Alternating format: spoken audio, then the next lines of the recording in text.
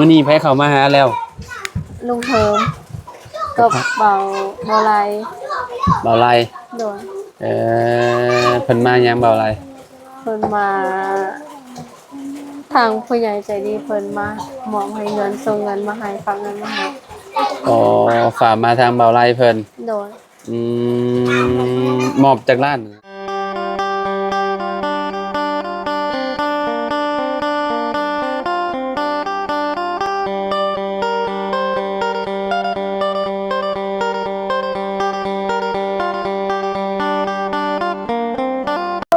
กราบสบายดีและสวัสดีเด้อพ่อแม่พี่น้อง FC เบิดสุขุสุคนเนาะบ่ว่าสิอยู่ใน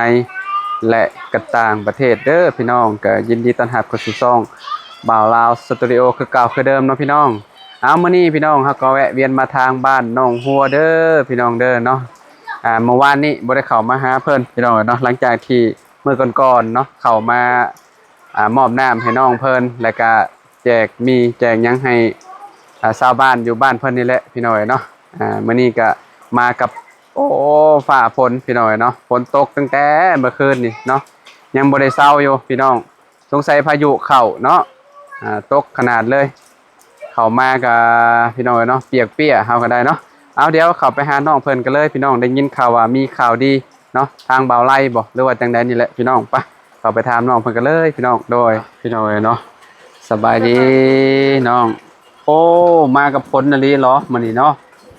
ฝนตกรถไปทางใดก็ยากพี่น้อยเนาะลำบากแฮงกันเลยหน้าฝนนี่เนาะ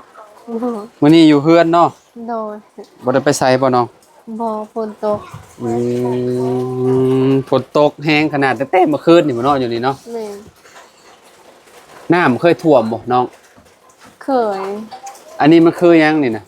น้องสะเอามันมาจากไสหัวน้ำท่วมเพราะว่ามีน้ำท่วมมันเพราะว่าน้ำขึ้นถ้าว่าฝนตกหลายมันก็น้ำท่วมทางนั้นมันน้ำมันลัดมันมีห้วยเด้ทางนั้นมันมีห้วยใหญ่บ่ใช่คืออันซ้ำกันนะกับอยู่หม่องอันน่ะที่ไปตั้งน้ำมื้อนั้นน่ะห้วยหม่องจิเจ้าว้าวน่ะฝั่งนี้น่ะใหญ่ส่ำกันเลยบ่มันน้อยกว่าอีกน้อยแต่ว่ามันเป็นทางน้ำเนาะแม่นอ๋อขึ้นสูงจังได๋ตอนมันท่วมสูงไหมหัวพี่เพียงแม่นเฮือนนี่หมดพร้อมแถวนี้น่ะขึ้นมาเลยแม่นโอ้เด็กน้อยนี่แบบไปทางใดบ่ได้เลยคันนี้มันท่วมเนาะเพียงคอเลยท่วมหัวเลยพี่น้องเอ้ยเนาะโอ้โพดโพเนาะคิดว่าบ้านท่านเจ้าโน่นๆมันคิดว่าน้ำสิบ่ท่วมยันท่วมคือกันเนาะน้ำท่วมมื้อนี้ไผเข้ามาหาแล้วลุงเทิมกับเบาไรเบาไล่โดยเพิ่นมายังเบาไล่เพิ่นมาทางผู้ใหญ่ใจดีเพิ่นมาหมอบให้เงินส่งเงินมาให้ฝากเงินมาให้อ๋อฝากมาทางเบาไล่เพิ่นโดยมอบจากร้านเนาะ2 ล้าน2 ล้านโดยก็คือตอนนี้เก็บอยู่น้ำเจ้าเบิดบ่ฝากไว้นำเบาไร1,500,000แล้วน้องเก็บไว้500,000เอาไว้ซื้อเป็นนัวเอาไว้ซื้อปลาแดกแป้งนัวโดยอ๋อที่เหลือเอาไว้นำเบาไล่สมทบเฮ็ดโดยเฮ็ดห้องน้ำเฮ็ดห้องน้ำแล้วก็อยากเจาะน้ำก่อนก็คือเรื่องของเรื่องนี่อยากได้น้ำสะอาดเนาะแต่ว่าคันว่าได้เจาะน้ำเจาะในนี่ก็คือแบบพี่น้องมันก็สิสะดวกขึ้นหลายอยู่เนาะเพราะว่าคือที่ฮู้และน้องเพิ่นไปกินน้ำอยู่พุ่นพี่น้องเอ้ยเนาะอยู่น้ำเซพุ่นแบบคือตอนนี้น่ะแห้งบ่ได้ว้าวน้ำน่ะเนาะแบบว่าฝนตกแบบนี้น่ะแห้งน้ำขึ้นแห้งพี่น้องเอ้ยเนาะน้ำขุ่นขนาดเลยเนาะใกล้แน่แต่ได้กินน้ำสะอาดอยู่เนาะคือสิได้กินลายมื้ออยู่เนาะน้ำที่อ้ายซื้อมาเนาะลายมื้อฝนตกบัดนี้แห้งบ่ค่อยกินแล้วเนาะน้ำเนาะน้องจะกินข้าวแม่นบ่บ่ค่อยเปลืองบ่ได้ดอกพี่น้องน้ำก็ได้เนาะถ้าฝนตกแบบนี้แบบว่ามันเหือบ่ค่อยออกหันนะพี่น้องก็บ่กินน้ำปานใดเนาะคะแนนว่าฝนตกโอ้สบายเลยพี่น้องเนาะคันว่าแดดแบบร้อนๆอากาศร้อนนี่โอ้ไปหันไปนี่มาไม่เมื่อยนี่น้ำนี่ขวดซะมีนะบกบ่โลงดอกข่อยนะเบิดจักแพ็คแล้วได้เลย2-3 แพ็ค2-3 แพ็คให้น้องเรามาลิ้นแล้วก็เอากิน โดยพี่น้อยเนาะก็เนาะก็ดีแล้วเนาะแบบว่าเฮาก็บ่ได้ไปตั้งน้ำอยู่พุดเนาะถ้าฝนตกแบบนี้เฮาก็โต่งเอาน้ำแบบนี้น้ำพ้นนี่พี่น้อยเนาะอันนี้มันเต็มแล้วบ่คือปิดเมียนแล้วน้อง เต็มแล้ว เต็มแล้วเนาะ โดย โอ้ถ้ามีถังใหญ่เนาะคักอยู่น้องเนาะ โดย แบบว่าเอาถังใหญ่ๆมาโต่งน้ำเมียนพี่น้อยเนาะโต่งแล้วก็ตองเมียนแบบว่าเอามุ้งที่ว่าแบบดีๆหั่นน่ะกันตองเลยเฮาสามารถกินได้อยู่น้ำพ้นเนาะอยู่ในทุ่งนาแบบถ้าบ่มีอันน้ำกินน่ะดีแบบเวลายามพ้นมานี่น่ะมีแกลลอนใหญ่ๆน่ะโต่งเมียนเนาะแล้วก็เก็บแล้วก็กินหั่นน่ะอันนี้คือแบบถังอันนี้น้อยๆเนาะซื้อมาแต่โดนละถังนี่เนาะ โดนแล้ว เอาไว้อาบบ่หรือว่ากิน กินเอาไว้กิน อ๋อไว้เฮ็ดกินแล้วกินพร้อมบ่ โดย โอ้อันนั้นเด็กใส่เบิดแล้วบ่ซะคือบ่เห็นเต็ม ใส่แล้วเอาไว้ล้างถ้วยล้างจาน อ๋อกระพรเป็นน้ำเนาะบ่ได้ไปตั้งน้ำอยู่พุ่นเนาะ โดย คันว่าฝนบ่ตกก็ลำบากเจ้าอีกเนาะ โดย ไปตักมาอยู่พุ่นมาใส่มากินพร้อมพี่น้องเอ้ยเนาะมันก็สิไกลเติบเลยจากเฮือนน้องหัวไปพุ่นประมาณบ่แม่นกิโลโหจักย่างไปพี่น้องเอ้ยเนาะก็ค่อนข้างสิหนักพอสมควรอยู่เนาะก็เลยว่าเราก็ว่าอยากได้น้ำได้ในพี่น้องเอ้ยเนาะก็คือหน้าหน้าบ้านนี่ก็คือตรงข้ามกับเพื่อนน้องพรเนาะ แม่ ฮอดแต่นี้เนาะดินมันจะเนาะ โดย แล้วก็หัวหันแม่นบ่ โดย แล้วก็เลาะลงไปทางนั้นบ่ แม่ ก็บ่กว้างปานนั้นเนาะน้องเนาะ โดย อืมสมมุติว่าจอน้ำจอในก็ต้องหาเบิ่งและพี่น้องหายามเบิ่งหาหยังเนาะเพราะว่าที่ก็บ่กว้างปานใดเนาะแต่ก่อนมันลุบกว่านี้บ่ที่นี่นะ มันลุบแฮงบ่น้อง แม่ เอาดินทบใหม่บ่นี่ว่าแนวใด เอาโพดเราโพ ร ด ถพอด แม่ โอ้พอดเอาเพราะว่าสังเกตเบิ่งเพราะว่าเฮือนกับเจ้าน่ะพี่น้องพวกอยู่นูนเลยเนาะแต่เฮือนน้องอันหัวเพราะว่ารูปลงแบบสิพี่น้องเนาะน้ำเข้าขนาดเลยเนาะอ๋อพี่น้องเอ้ยเนาะแทบสิอยู่บ่ได้เลยนี่บ่มีเตียงนี่แห้งแล้วเนาะอยู่แต่ทั้งเฮือนหมดแล้วนี่มันเปียกหมดเลยได้พี่น้องมึงว่าโหน้ำเต็มหมดเลยเนาะไปใส่ก็ลำบากแบบนี้เนาะทางเข้าบ้านเจ้าสุดยอดเลย เกือบล่มเมื่อกี้นี่ขี่รถมาโตนพุ่มน้อง ยา พ่อ มฝนตกนี่ทางชิ้นยากเลยมันยาก เบิดหน้าฝนก็จะแป้งบ่ ถ้าเจ้าบ่ได้ เป็น แปลง เป็นแบบนั้นเลย แม่ บ่ว่าสิหน้าแรงหน้าฝนก็แบบนั้น แม่ อ๋อ เพราะว่า สุด หน้าแรงมันสิแห้งเอง ๆบ่อ้ายคิดว่าเอาแบบว่าเพิ่นเฮ็ดเพียงเลยหั่นน่ะหน้าแรงบ่แม่นเนาะ นี่ ก็คือรูปก็รูปแบบนั้นเลย แม่ ไปมายามนี่ยอมหับเลยพี่น้องเอ้ยเนาะต้องลดที่ว่าแบบโฟเท่านั้นเนาะคันว่าบ่โฟก็จะฆ่าได้พี่น้องเอ้ยเนาะ รถจักรก็ต้องขี่ระวังแน่เนาะเคยบ่เจ้าขี่รถไปเจ้าเคยล้มบ่ บ่เคยเขี่ยวอะ บ่เคยไปบ่ มีแต่หมู่ที่ขับรถ เจ้าขับเป็นบ่รถ เป็นอยู่แต่ว่าขับแบบนี้อะสิล้มอยู่ โอ้ย่าน แม่น จะบ่กล้าครับ บ่กล้า มีแต่หมู่ครับออก แม่ อืมเพราะว่าขี่ต้มพี่น้องขี่ต้มแบบว่ามันหมื่นแท้เด้เนาะคันว่าครับแบบคนบ่กล้าครับก็ล่มมานี่แหละพี่น้องเนาะแบบคือรถนักๆแน่นะโอ้ยขี่ไปคือแบบเป็นพวกคิกพวกหยังรถสายพานเนี่ยโอ้ยตายคโลรถพี่น้องเนาะไปก็บ่ได้น้ำเข้าหมอกองเต็มหมาเลยเพราะว่ามันรูปเนาะแล้วขี่หน้ามื้อนี้น่ะแฮงน้ำแฮงหลายพี่น้องหมอเฮาเข้ามาน่ะใครแน่แต่มันบ่ไกลจากถนนดำปานใดเนาะเข้ามาประมาณกิโลปลายๆนี่มั้งนึกว่าจังได๋พี่น้องเนาะจากพุ่นขี่มา โอ้สุดยอดเลยมาช่วงหน้าฝนพี่น้องเนาะยังลำบากนิดนึงเนาะสาวพรบ่มาหาเนาะมื้อนี้เนาะ โอ้โห ฝนตกอยู่เฮือนหมดเลย แม่แล้วนอน แต่ละมื้อมาอยู่พี่เนาะ แม่ อืมเจ้าก็ไปพูดเขาช่วยเล่าจะบ่ พวกเขาเสิร์ฟ ช่วยเล่าอะไร เสาพร เล่าแล้วหรือบ่ บ่เราไปพูดเขาน้าสาวเราเขาเอาเฮงกัน หึ ว่าเราหันไปแม่เราไปหูดเขาน้าสาวเรา อยู่บ้านอะไรอะเขาหันเขาเราเลยเดียวอันไก่เหือนยังไม่ทันสุก แล้วแหละ ยังไม่ทันได้สุกเขา โอ้ เขายังไม่ทันได้สุก มันคงเจ้าเป็นสุกไว้เนาะ อืม อืมเพราะว่ามันเป็นอันพี่น้องเป็นข้าวดอเนาะบางคนมันก็ใส่ข้าวดอยามถ้ามันสุกตอนนี้นะแบบลำบากเลยพี่น้องเอ้ยเนาะฝนตกแบบ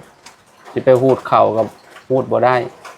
ฝนตกแบบนี้สามารถแบบพวงมันหักได้เนาะแต่ว่ามันก็หูดยากเนาะเค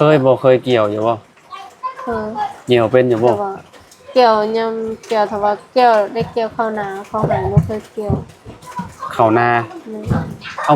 มีคนเห็นหน้าอยู่บ่ทางนี้ มีบางเพื่อนก็เฮ็ด อืมเพิ่นมีหน้าเห็ดเนาะ เลย โอ้ขักและสะเนาะพี่น้องเอ้ยเนาะข้าวนาคือแบบมันก็สิง่ายกว่าข้าวไฮอยู่แบบว่าเฮาเกี่ยวเอาพี่น้องเอ้ยเนาะ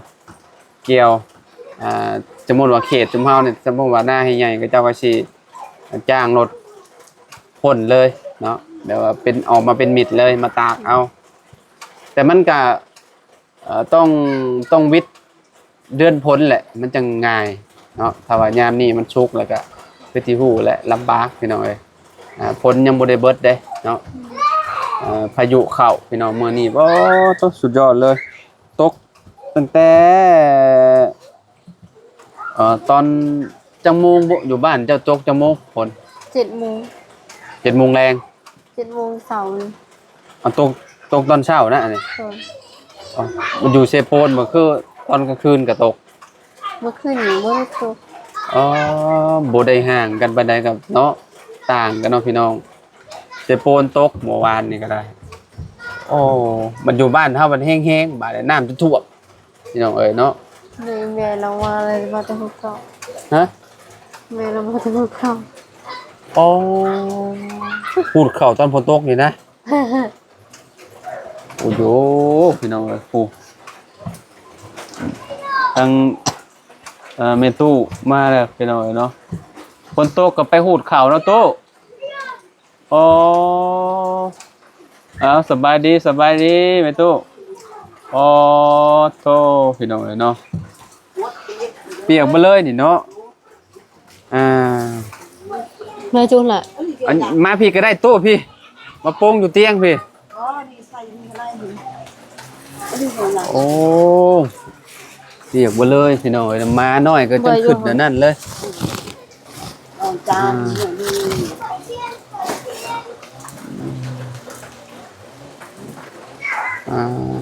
อันนี้ไปหูดเข่าไปสะน้อง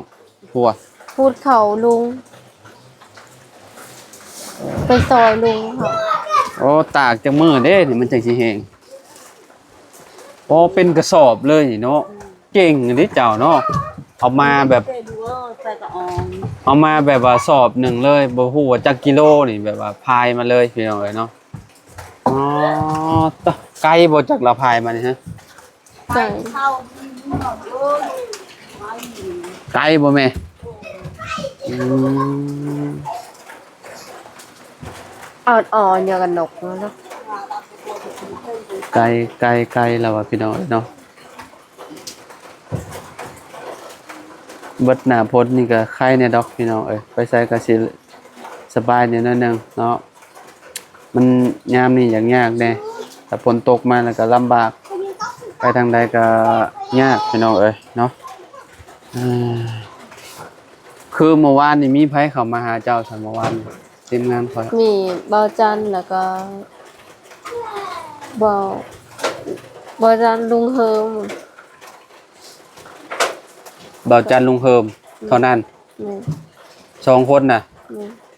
เอาลุงเฮิมเรามากับไผซะ เรามาแล้ววันนี้ ฮะ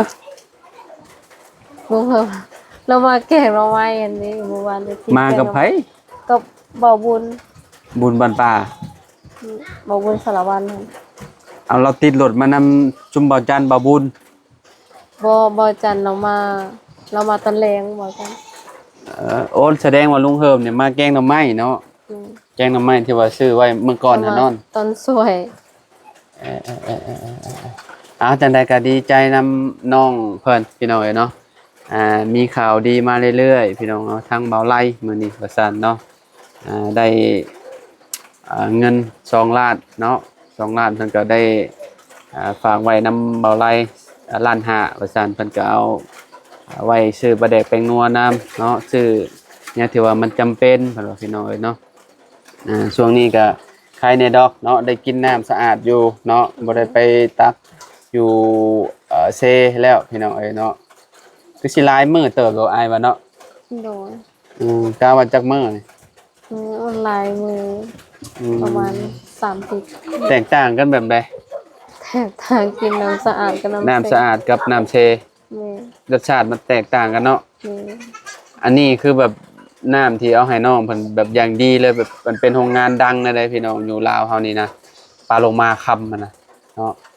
แม่ก็ตะกี้ก็เราคือสิกินน้ำสะอาดอยู่ดอกเนาะตะกี้แต่ก่อนนะ ตะกี้ กินน้ำแบบนี้บ่ แม่ น้ำไปหายเอาในห้วยน่ะ แม่ โย